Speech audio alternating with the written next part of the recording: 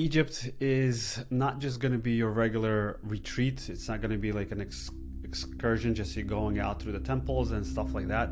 We will be doing activations in Egypt. Egypt is a portal to many, many dimensions to this universe, as well as it's an anchoring point for this earth.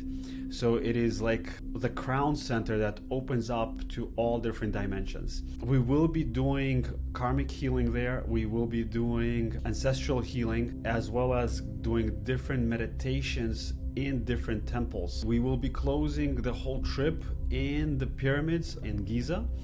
And in the pyramids of Giza, we will be doing the final meditation during the full moon. During that full moon, we have permission to go inside the temple at 4 a.m. and close the temple just for our group to do a meditation in the sarcophagus, where each individual will have the chance to go inside the sarcophagus and actually have a full meditation inside there and connect, because the sarcophagus are actually portals. So we will be utilizing all the tools that we can during the time of Egypt. If you are interested, you can DM me, or you can send a DM to Ari.